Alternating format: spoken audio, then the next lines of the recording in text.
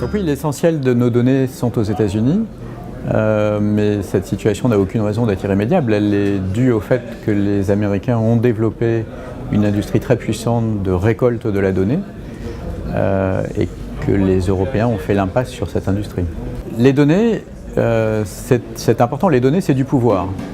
Donc laisser ces données à quelqu'un d'autre, c'est perdre du pouvoir. Acquérir des données de quelqu'un d'autre, capter des données de quelqu'un d'autre, d'un autre territoire, c'est acquérir du pouvoir. Donc l'enjeu est un enjeu de pouvoir. Alors il faut comprendre comment on récolte des données. Aujourd'hui, c'est les grandes entreprises de l'intermédiation qui récoltent la donnée utilisateur et c'est véritablement le modèle qui est en train de disrupter fondamentalement l'ensemble des secteurs économiques. Donc c'est doublement important, à la fois parce que c'est eux qui récoltent de la donnée et c'est aussi eux qui décident de l'organisation de notre économie. Au niveau des pouvoirs publics, de la société globalement, pour récupérer de la donnée, récupérer la souveraineté sur ces données, il faut regarder comment fonctionnent les entreprises ou les pays qui récupèrent de la donnée. À la fois, il y a deux aspects, à la fois il y a des pays qui ont la maîtrise de leurs données au niveau national, les États-Unis, la Chine par exemple, et par ailleurs ils récoltent de la donnée à l'extérieur, à l'étranger, et donc il faut comprendre comment ils fonctionnent, comment ils font pour récupérer de la donnée et faire la même chose. Apparemment, il y a une vraie incompréhension sur ce sujet au niveau européen. Je vais vous donner un exemple. On est au congrès Big Data. Le sujet, ce sont les données. Le mot utilisateur apparaît presque pas dans le programme de ce congrès. Si nous étions aux États-Unis, probablement nous aurions un congrès, ou du moins avec des industriels, nous serions sur l'expérience utilisateur, l'utilisateur au premier plan. Ce n'est pas le cas ici.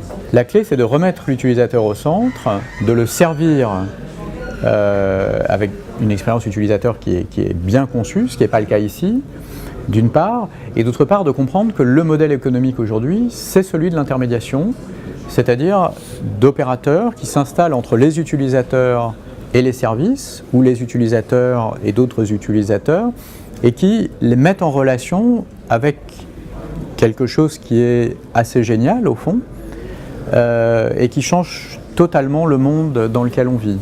L'intermédiation, c'est un métier, une activité qui établit un lien entre des utilisateurs et les services dont ils ont besoin. Cette intermédiation est souvent elle peut être spécifique à un domaine particulier, comme ça va être le cas pour Uber, mais, donc le transport, mais elle est souvent assez générique, c'est-à-dire qu'un service d'intermédiation va me fournir mon assistant personnel qui va facilement me mettre en relation avec l'ensemble des services que j'utilise, que ce soit pour le transport, pour la banque ou pour d'autres services. Elle est véritablement centrée sur l'utilisateur et servir l'utilisateur. Elle n'est pas centrée sur une industrie particulière qui cherche à s'adapter au monde qui change. Donc, il est plus que probable que ceux qui récupéreront la donnée sont des gens qui ont développé des systèmes d'intermédiation assez pluralistes et qui vont intégrer des fonctionnalités bancaires, par exemple, comme d'autres types de fonctionnalités, et non pas celle des grands groupes dans un domaine ou dans un autre qui essayent de fournir à leurs clients des services plus adaptés, mais qui restent piégés, prisonniers de leur modèle économique à eux. Donc il y a à la fois les plateformes génériques d'intermédiation, et puis il y a les domaines sectoriels, du type effectivement du logement ou du transport. Alors il faut comprendre que dans le domaine sectoriel, si on prend Uber, c'est à la fois le lien entre les passagers et les chauffeurs, mais c'est beaucoup plus que ça. C'est potentiellement le lien avec la musique qu'écoutent les passagers.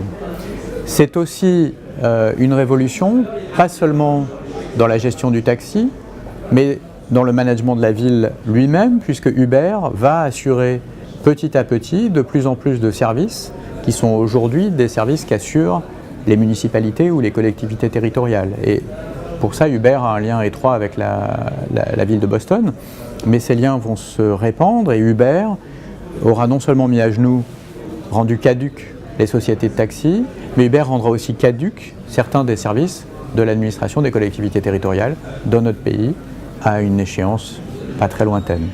La société dans son ensemble, pour beaucoup d'administrations, pour beaucoup d'entreprises dans des domaines qui sont disruptés, c'est un cauchemar, tant aux États-Unis qu'en Europe. Là, ce qui différencie les États-Unis de l'Europe, c'est que les États-Unis ont investi massivement dans le développement des grandes sociétés de l'intermédiation, comme la Chine, la Russie, la Corée, le Japon, quelques autres pays encore, pas l'Europe. La loi sur la protection des données va fondamentalement toucher les données qui sont sur notre territoire ou qui dépendent de sociétés européennes. La majorité de nos données sont aux États-Unis ou dépendent de sociétés américaines et tombent sous le coup de la loi américaine. C'est une bataille qui n'est pas gagnée.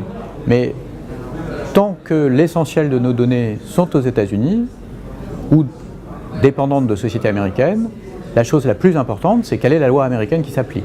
Beaucoup plus que la loi, à mon sens, de protection des données sur le territoire européen. Sur un autre sujet au niveau légal, l'Europe est attachée au droit à l'oubli.